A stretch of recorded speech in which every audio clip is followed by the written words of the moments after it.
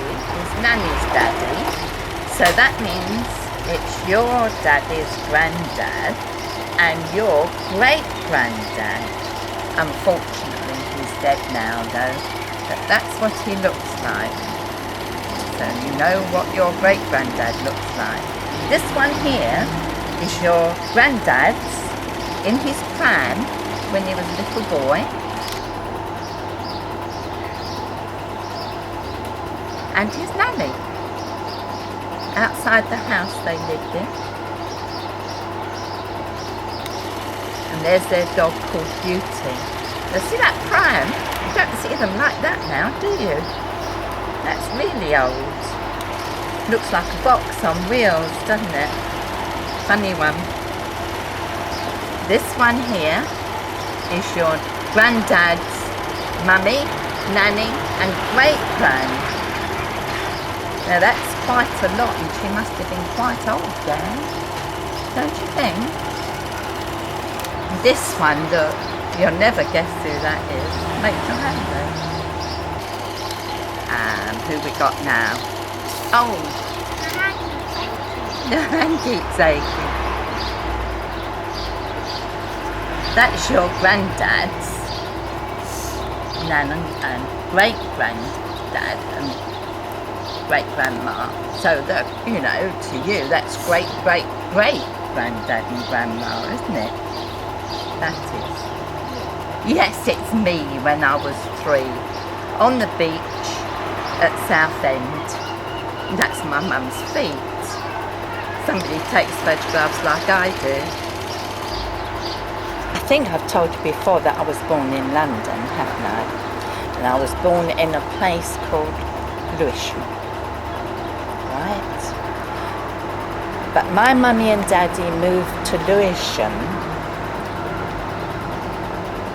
because they lived in a place called Holloway.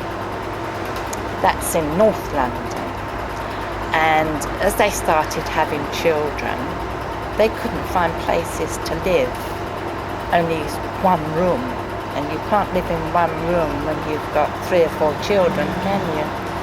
So they were building new houses in what they called then in South London. So my mummy and daddy decided to move down there. So they did. That's why I was born in Lewisham. And all my older brothers and sisters were born in North London, in Holloway. And I went to school when I was 5. And we used to have sand trays to draw in.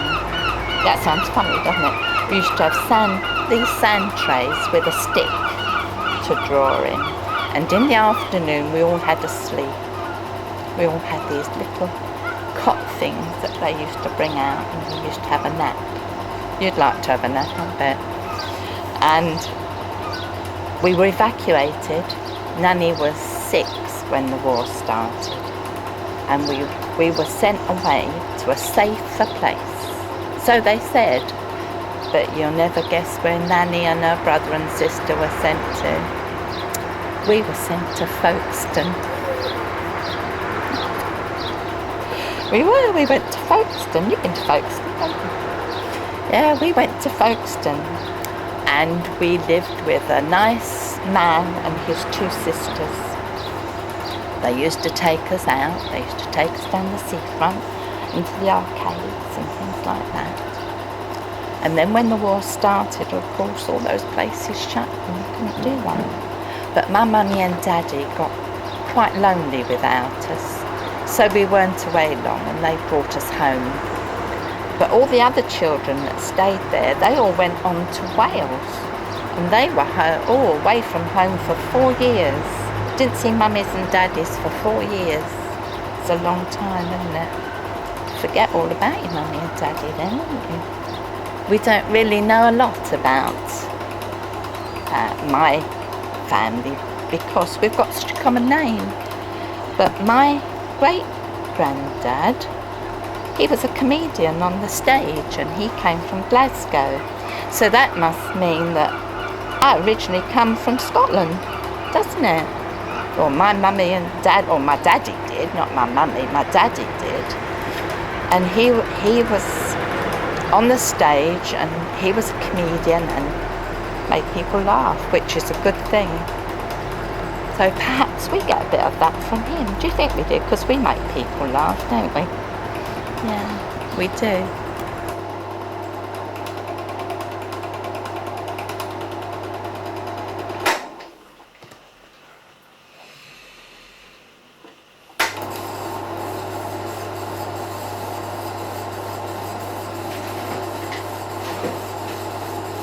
Pictures of all the years back when Pop used to come to this school, and there's Pop and Daddy and Ryan, and there's Daddy when he played football. He played for Sandston, and he got the record for 11 goals in one game, and they won 22-0. And there's Nanny and Daddy doing gymnastics. We haven't got one of Auntie Sally. We couldn't find one of her. What else have we got? Here's Ryan at school with all the girls that were in his class. And then you can remember Mr. Dodson. He was the headmaster here a few years ago, and that's him on Sports Day with Ryan and Rhiannon. And there's the school play. And there's Ryan in the school play. What else we got? That's the class that left last year. And then Ryan brought home a little tiny plant one year of a sunflower. And that's how it grew in our front garden. And then years ago, the dinner ladies, we all dressed up as old-fashioned, what do you call them? Doing the dinners. And then this one, I think this one was children that left about 7 years ago. I can't remember that. What else have I got?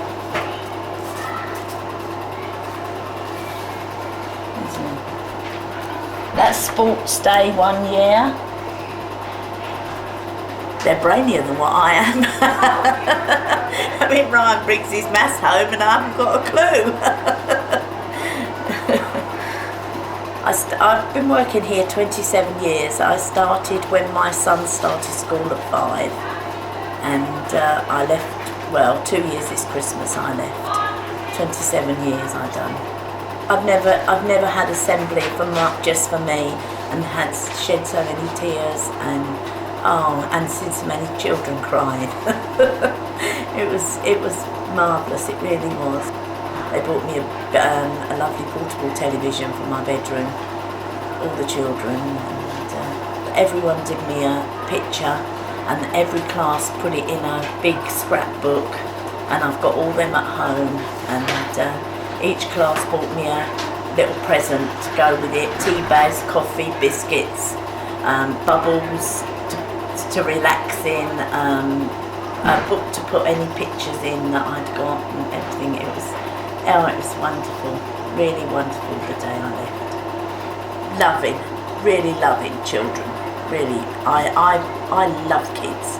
I really do. I really love the kids, else I wouldn't have stayed here all these years. I mean, I love it. You walk down the town and they shout at you. I mean, I've got presents at home, things at home on my mantelpiece that children bought me when they left school, when they left here.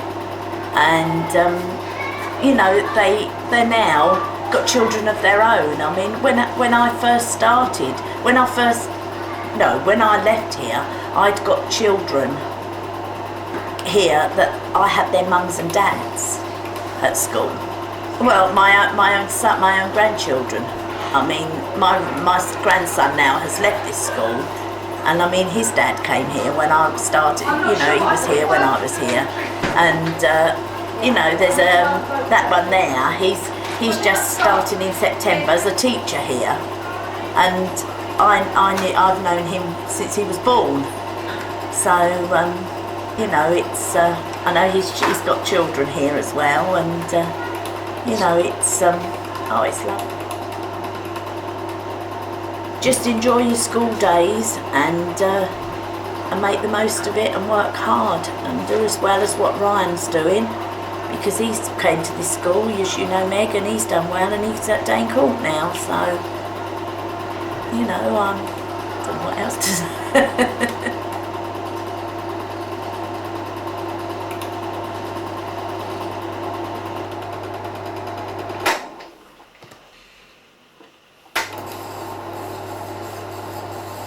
This is 4 generations of girls.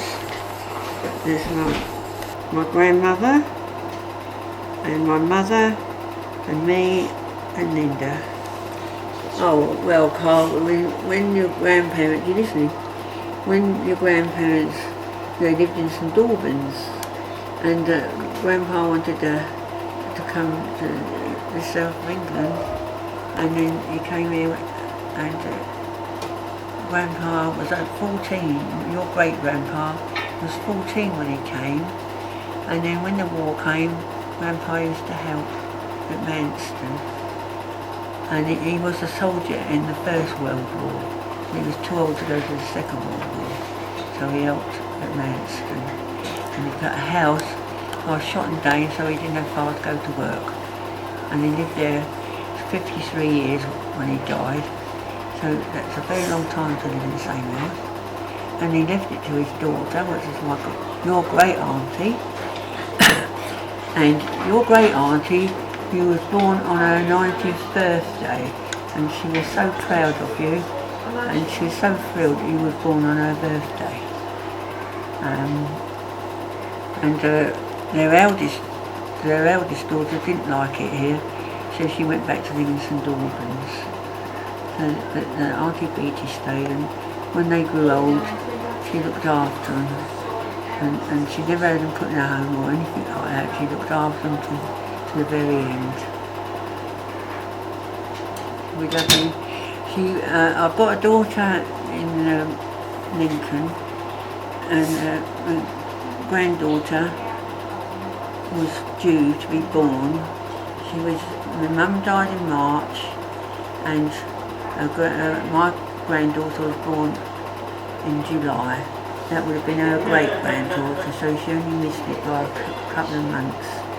So she never saw Natalie. And she'd be even more thrilled if she saw my great-granddaughter. It was Emily, isn't she?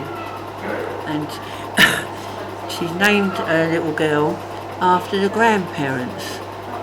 Her husband's grandma, and me, and she's named them after us, and she's got three names, so remember.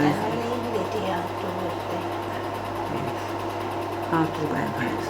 And she didn't realise it, but if she'd have known, her great-great-grandma, her name was Emily Susan, so she had Emily as well, so she had another generation's name as well. So poor thing's got to learn all those names to write. She's got to learn how to spell all their names. And she's got a double-barrel surname as well called Coxon. So she's got a lot of spelling to learn.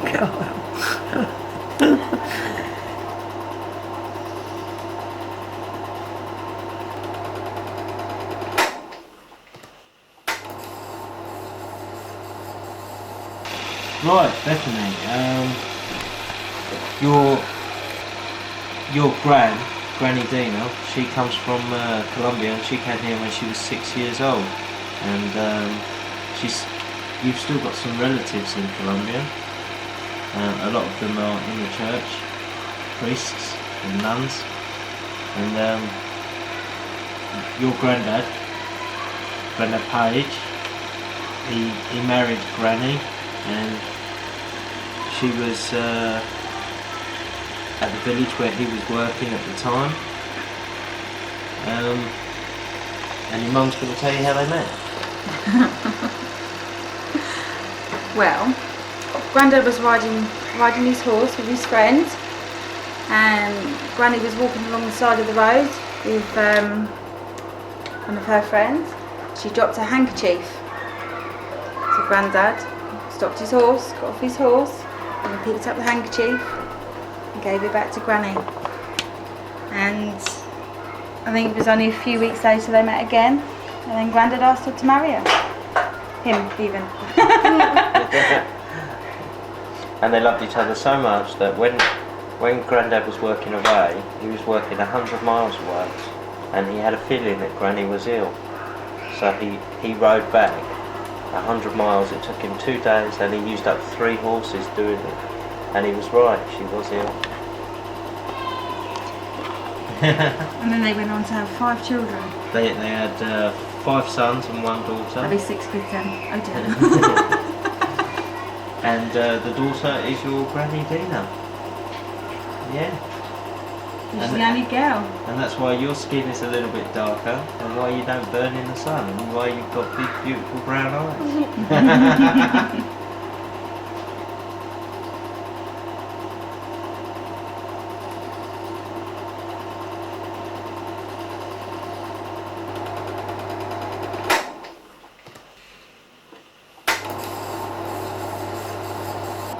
If we say 3 generations, obviously Grandad was your first.